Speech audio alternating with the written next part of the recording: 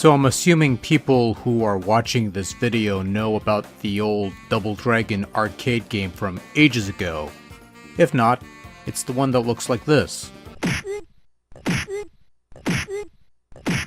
So that game got popular and produced a number of sequels, home conversions, and the eventual merchandising empire that included a terrible live-action motion picture. Said terrible live-action motion picture eventually became the basis or inspiration for a fighting game on the Neo Geo arcade system that was eventually ported over to the Sony PlayStation in 1996, which remained a largely Japanese-only release before being eventually made available for worldwide consumption in the year 2010 on the PlayStation Network, and that's how we're playing this game today.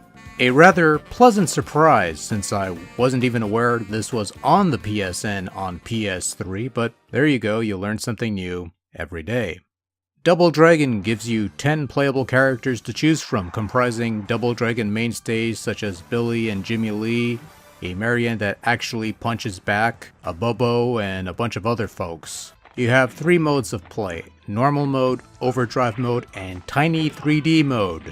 Normal Mode is your standard arcade mode where you pick a fighter and you battle the rest of the fighters before tackling the final 2 bosses of the game, both of which can be made playable through a code.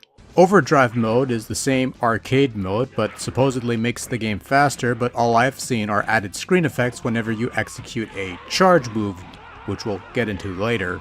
And then there's Tiny 3D Mode, which turns the game into a motion diorama of sorts. You play a quick match against a computer opponent, and you can use the triggers on your PlayStation controller to manipulate the camera so that you can view the action from different angles.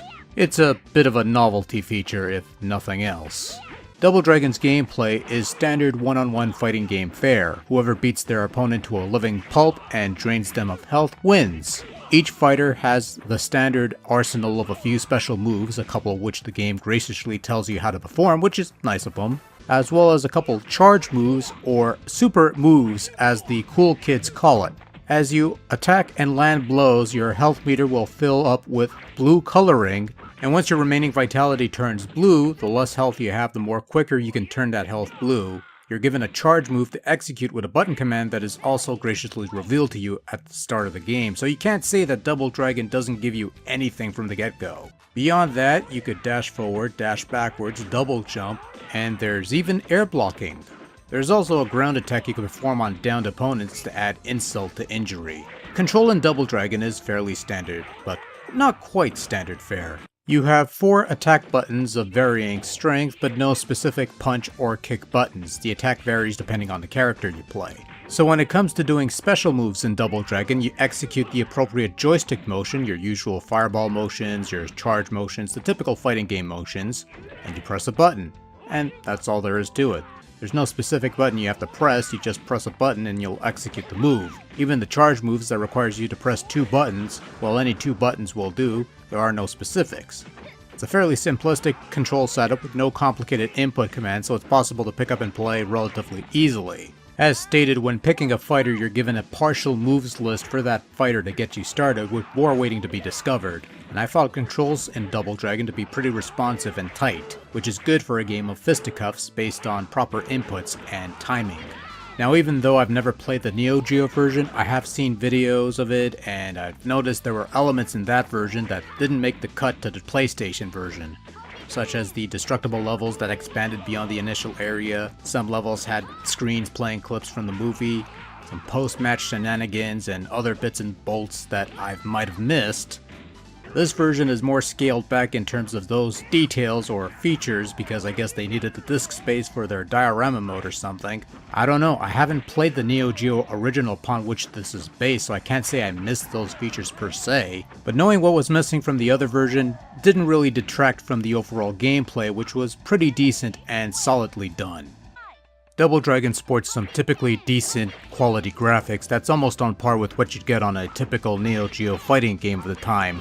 Some nice detailed looking characters with some smooth scaling effects. And while the game is based on that one not so good movie, it did take the sensible measure of redesigning all the characters to a more anime-like style, and to be quite honest, I kinda like the redesigned versions better. The various stages are all decent looking little set pieces. I'd imagine the missing bits from the Neo Geo original would have enhanced the visual flair a bit more, but Double Dragon looks pretty enough I suppose without these added bits, and I do like the little intros that play out before each fight, so it's okay.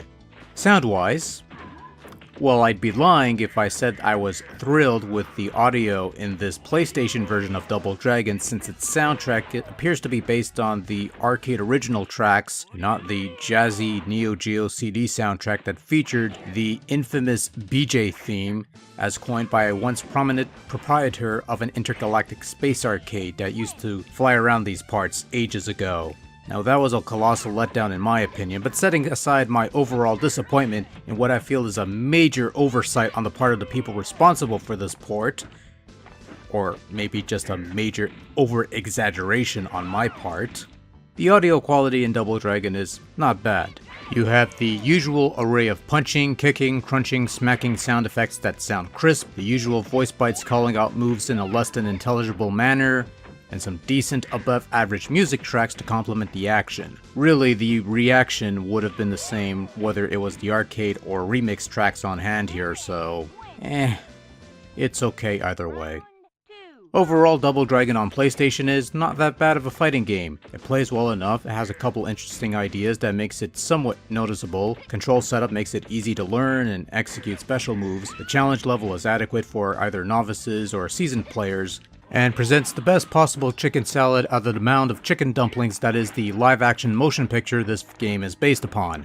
If anything, it's way better than the last fighting game I've played to bear the Double Dragon name, and look, there are better fighting games on the Neo Geo, there are better fighting games on the PlayStation, but Double Dragon is far from worthless and actually a fine game for what it does, and wait, hold on.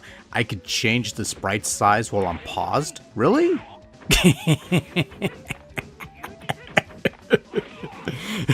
Actually, you know what? I take it all back. This is the greatest fighting game ever made. I could have fun with this shit all day long. Maybe not.